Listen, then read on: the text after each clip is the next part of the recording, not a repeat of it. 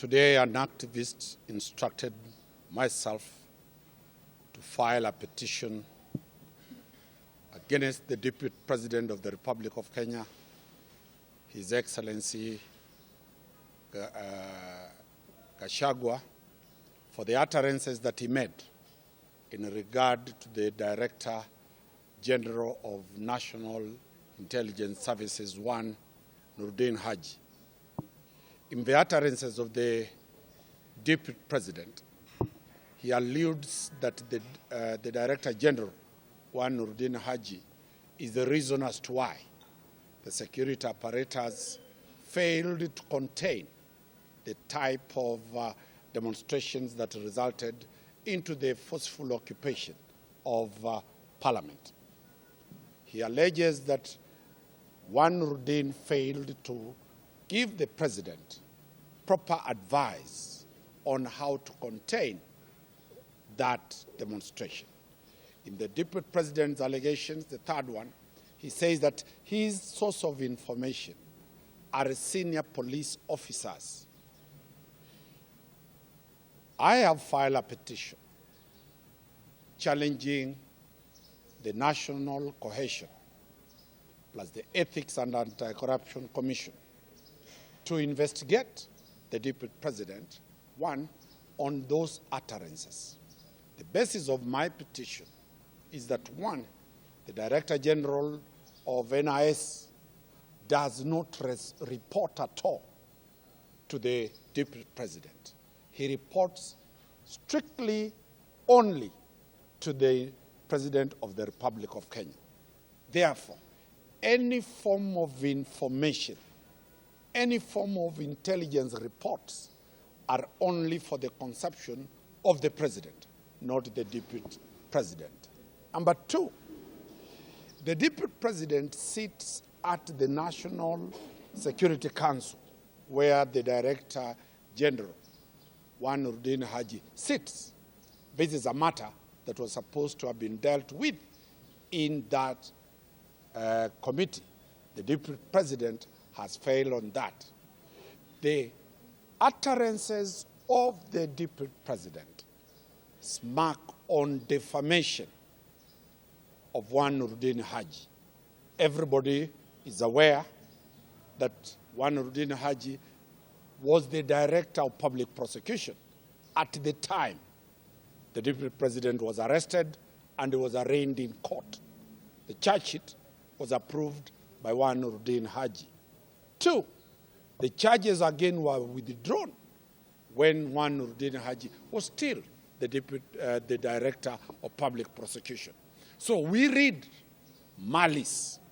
We read that the Deputy President is out to revenge on the Director General of NIS out of the charges that were preferred against him.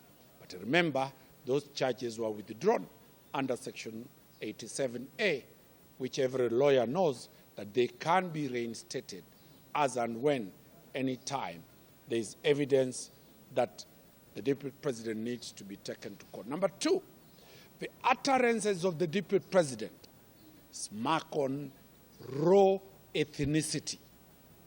The concept of shareholding, that the government belongs to two communities, that is hate speech.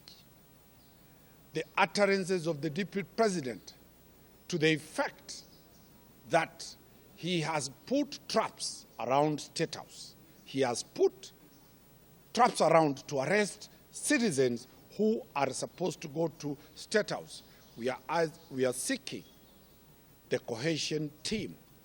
When the Deputy President is saying he has put traps on a public place, State House is a public place where anybody can go, what will that be? So we are concerned, and we have filed that petition. We shall also be seeking to file another suit for defamation because the utterances of the Deputy President are more defamatory to Mr. Noordin Haji than any other person. So we will file the defamation matter by close of business today, but you have filed the petition, the first petition for now, because that is inciting the citizens against a critical national organ called the National Intelligence Services. It is so critical that anybody instigating against the disbandment of that entity or to bring ridicule to that entity contravenes Chapter 6 of the Constitution. We hope this will get the Deputy President that if he has wars with his boss, the President, he should not interfere with the public officers. The public officers are protected pursuant to Article 232 of the Constitution. Noordin Haji has done his job based on his competence and based on his mandate, which are constitutional mandate. Vile nilivyoelezea ni kwamba seat of government, that is the State House, and the President was at State House. His deputy was supposed to be at State House. Mombasa is not a place where the seat of government is there. Remember, history is alive that any time you see a vice president in Mombasa addressing a media after the president has done, that was done when President Moi addressed a press conference at State House, and the Kibaki, his vice president, addressed a media briefing in Mombasa where he resigned. So if Gachagua was addressing a presser away from State House, the only thing that you could have said, he has resigned, the way Kibaki did. So I don't want to be involved in the politics of the day. It was bad taste.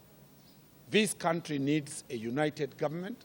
It cannot operate on two fronts. The president says this, the deputy says this.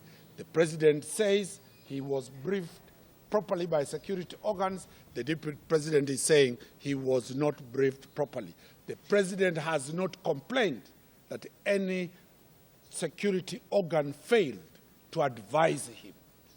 Who is the deputy president to raise an issue that the president has not been properly briefed? The president is the one who can complain that I have not been briefed.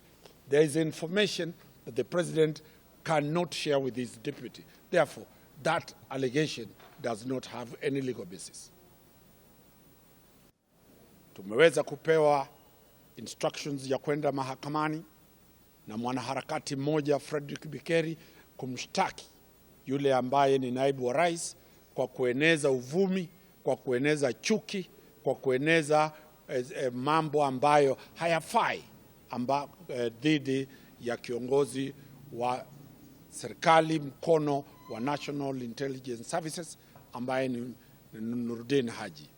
Jambo ambalo tumegusia zaidi ni kwamba amefanya ule Noordin Haji kuonekana kama hadhi yake imerudishwa, kitu ambacho kinaitwa defamation.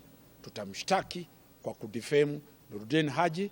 Pili, tumeweza kushtaki asasi za serikali ile ya kulinda EACC, sababu naibu wa rais ameweza kuvunja sheria za Chapter 6. Pili, tumeweza kushtaki ile asasi ya National Cohesion ambayo ni commission ya kuchunga wale ambao wanaeneza chuki za kikabila, chuki ambazo zinaweza leta damu na umwagikaji wa damu katika taifa la Kenya. Kwa hivyo petition yenyewe tutaipeana na tunangojea hakimu, majaji waweze kutupatia zile oda za kumzuia naibu wa rais asiweze kuendelea kusema anayoyasema, sababu ni kinyume na kiapo alichokula. Sababu Noordin Haji hana jukumu lolote la kumpatia security details ama intelligence reports, kwa sababu yeye sio rais wa taifa. Now